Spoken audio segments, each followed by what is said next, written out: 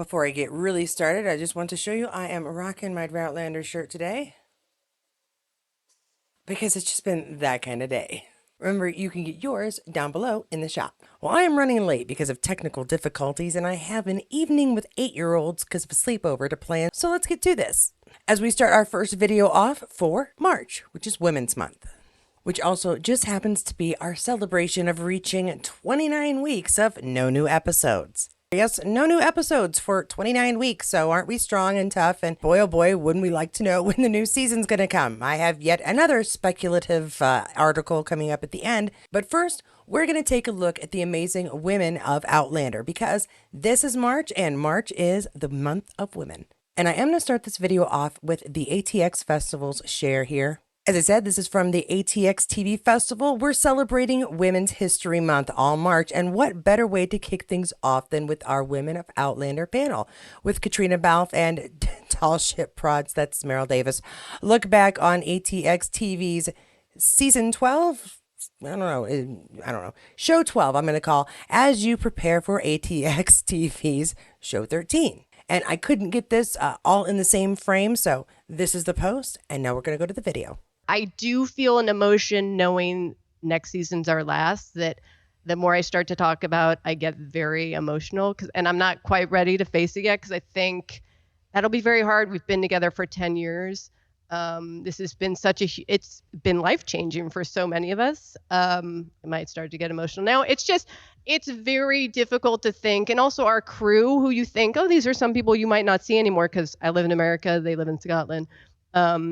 It's just been a really fantastic experience. I mean, it's just... Well, except you'll see the crew because you'll be doing the prequel. Well, that's true. But I'm just... but you know, different people. Sam, but you're going to miss. No. Well, of course. No, and she jests, but it is true. Like, it has been...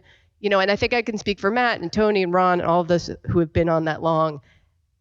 It's been a real joy to work with Sam and Katrina and to be on this journey with them. And it's just been so special. And I think from the beginning we knew it was going to be special, but I don't think we imagined we'd go this long. And it's rare in this business. And I think we've all been lucky to do it together. Yeah, she's right. 10 years is an exceedingly long time for a television series to run. I mean, there are exceptions, obviously. Supernatural is one that I can think of off the top of my head. Doctor Who is another really obvious one. Even if she is going to see some of the crew as she moves along, it's going to be tough. And now, a little throwback for Katrina here. With this share by Isabel, be kind, if nothing else, at Ben Light. Loving all the bits we're getting about filming starting on season 8. Thinking every day how it could be going with Katrina Balfe and her directing Outlander. Season 8 will be underway very soon, at least the production side. And many of us are really excited to see this woman directing her first full episode. So can't wait to see what you do, Katrina. And this is a wonderful picture. I love it when people are taking a photo of other people taking a photo. Not selfies, but, you know, taking a photo of taking a photo. It's good stuff. And speaking of good stuff, this one is by Balfe Nation. Lauren Lyle, Katrina Balfe at Outlander. This is Lauren Lyle talks about her experience on Outlander, including wearing corsets and a costume originally designed for Katrina Balfe and her first day on set. So let's have a listen and see what she has to say about that. Week on Outlander, I remember, like, my character, she would get a lot of hand-me-downs, but the way the story kind of was, they would reuse stuff from Claire, who's this actress called Katrina Balfe, who's like 6 foot something, a model. We have, I'm 5'4", like we have 3. I'm 5'3", like I'm pretending I'm 5'4". They all, and they were like, we've got to alter this dress, and they altered this dress to fit me, and it just did not fit properly.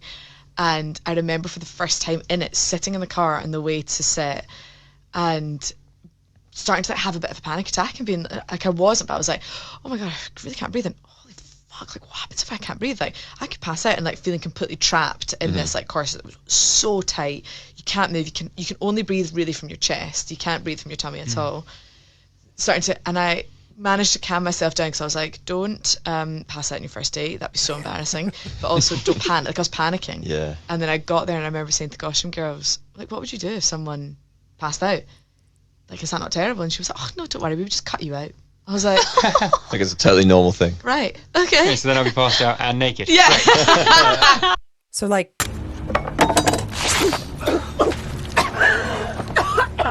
I never would have thought of that. Clearly you've never been to Singapore.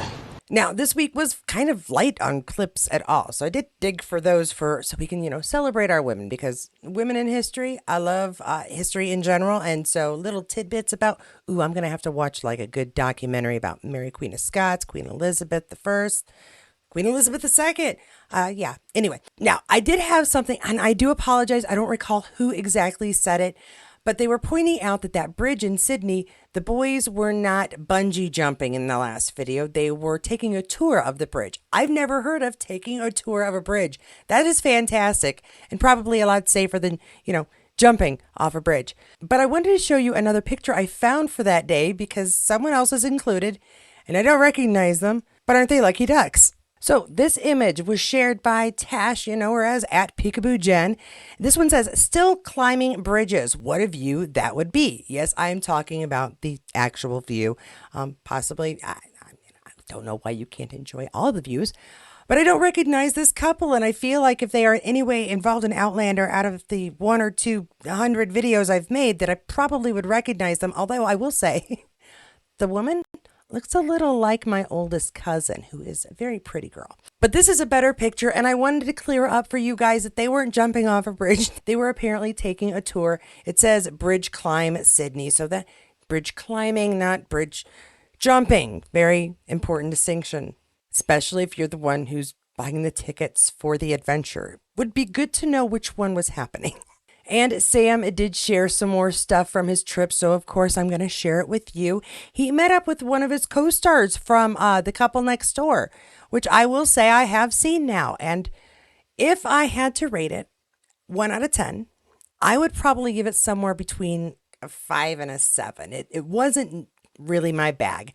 I'm a very monogamous kind of gal, so it was hard for me to kind of step out of my shell for that one. And while I think that the acting was pretty much phenomenal, I just couldn't really get into the story. I hate miscommunication stories. If only she would have told him that, then this would have never happened. You know what? Lack of communication in marriage is an important thing to detail and talk about. I just didn't like the way they coped with it here. So let's look at these pictures. Anyway, if that spoiled the Couple Next Door for anybody, I do apologize. But I don't think it would have too much. Sam was here. Oh, I need locks that say Katie was here, and I should put them at every convention I go to. Sam was here. Oh, by the way, Sam did say Australia, you legend. Heart with a U there. Lucky to experience this amazing country and some terrific people. Love you, JDG. Okay. Oh, and he's having a beer in front of the amphitheater opera house. We were always told amphitheater because of the design. It, amplifies the sound. But opera house is probably what it's actually called because we're American and we don't know squat half the time. We make a lot of assumptions off of what we've heard. And I probably could, you know what? Give me a second.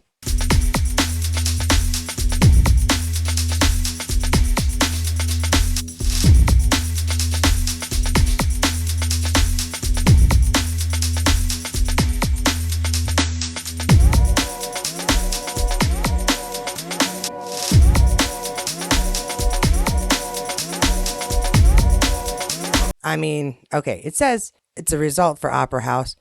Oh, wow, a 4-hour private harbor cruise is $1,000, and you know what?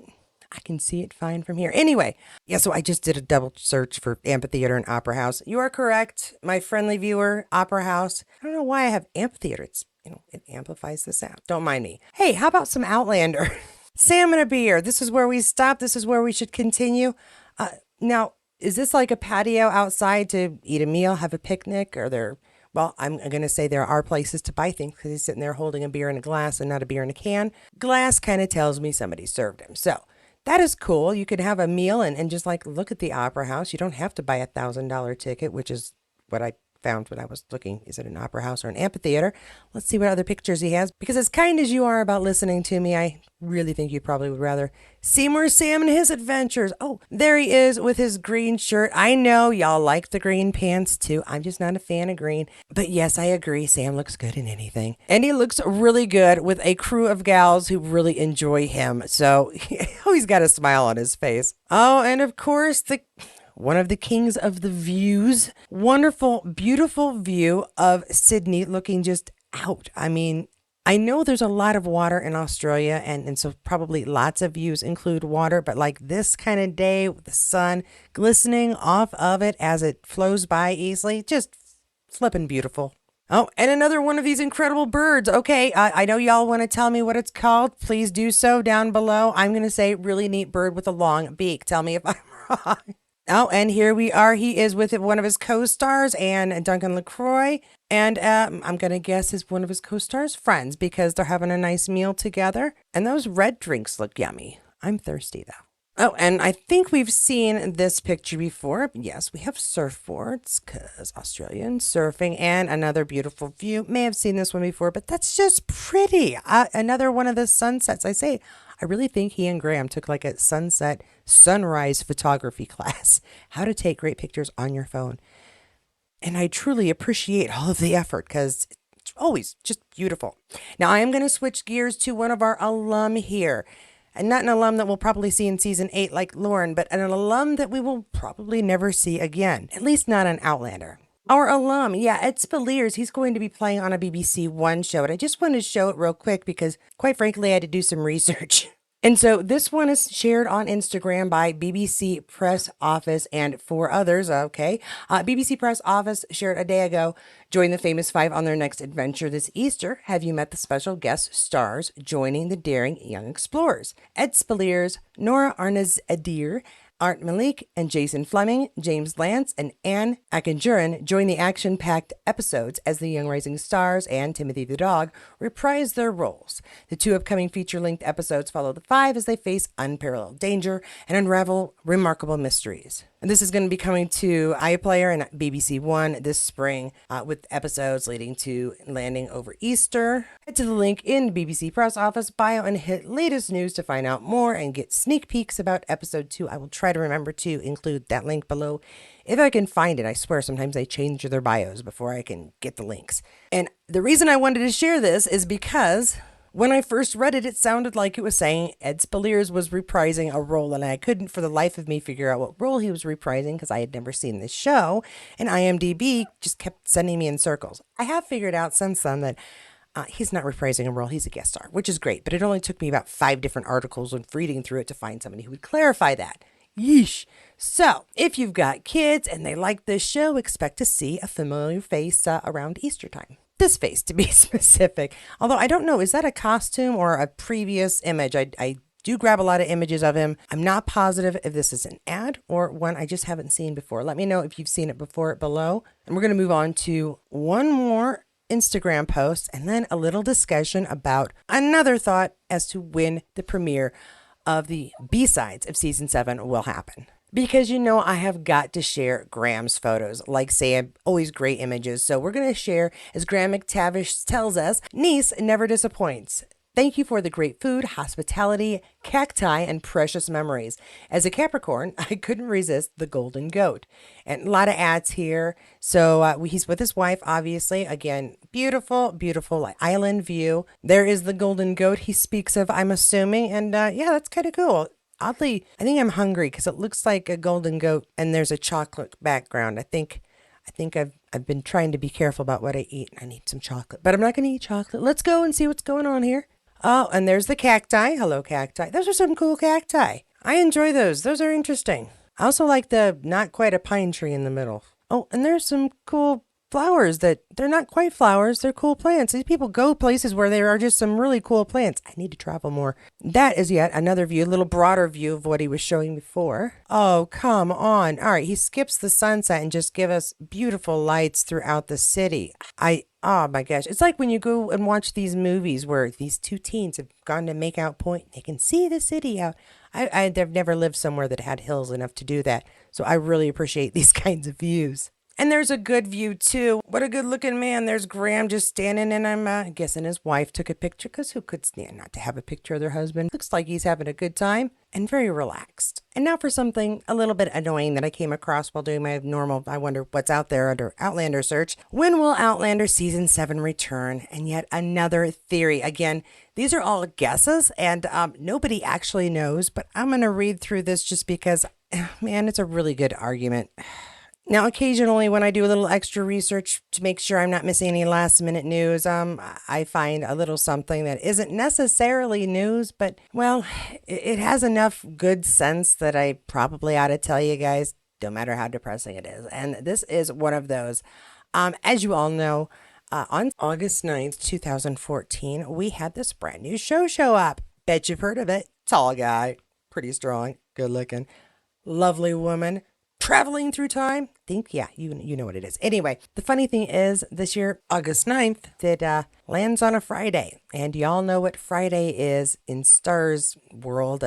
It's Outlander Day, which means that unfortunately we could be waiting until August. According to this article, not anything that anybody's announced, but for the synchronicity, for the coming around full circle of it, which I think would make more sense in season 8 than season 7. But still, the theory is that, and here's what the article says. What's even more interesting is that August 9th happens to fall on a Friday, which was the night for Outlander Season 7's first 8 installments.